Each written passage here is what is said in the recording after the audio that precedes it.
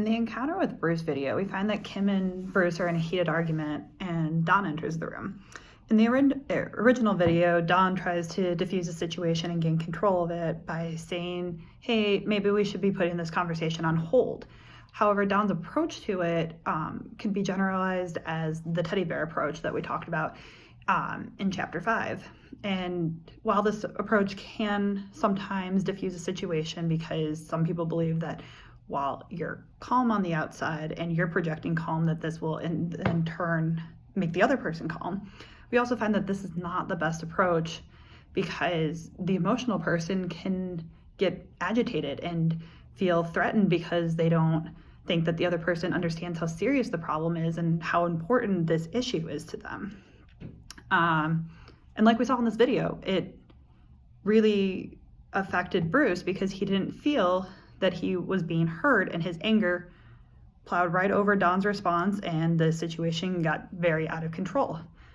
It would be best probably to approach a situation using more of the rescuer of the runaway stagecoach approach.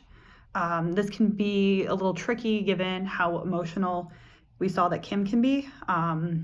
This approach is very direct and it's very forceful, loud, and you match the intensity of the angry person. And so for someone who is very emotional, this can be an issue. However, in order to gain control of the situation and give Kim a platform to talk, the encounter with Don, Bruce, and Kim should have gone more, Don's response should have been more like, Bruce, I understand your concerns. I talked to Kim about them this last week. If we're still having problems, then we need to have a meeting with the three of us so that we can air all these problems and talk about what the actual issues are.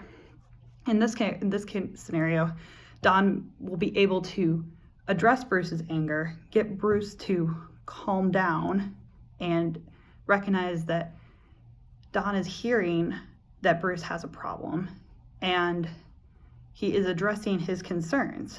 Now, Kim, on the other hand, has an issue because she says she's been working very hard to understand this problem, understand the concerns that Bruce might have, and she's been working, but there's still clearly some disconnect here.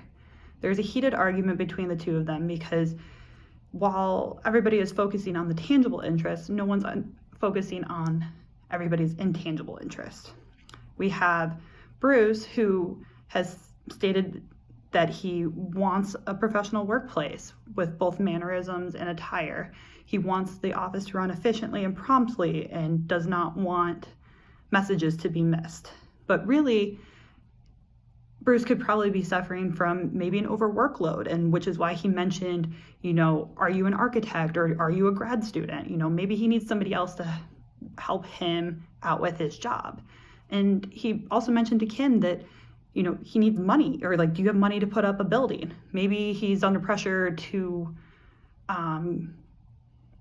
get more work and that kind of stuff.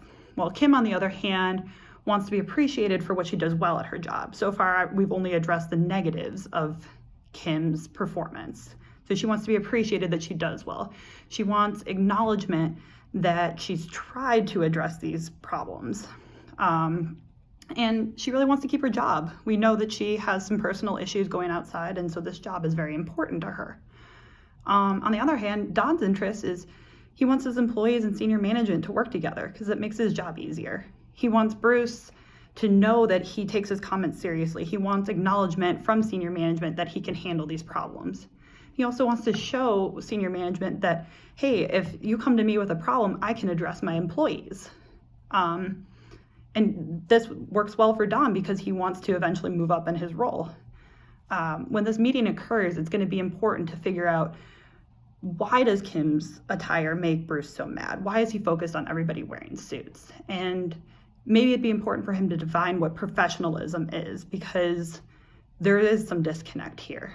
And Kim needs to explain how she's been working on it and give Bruce the opportunity to respond to correct these mistakes so that they can be fixed for the future.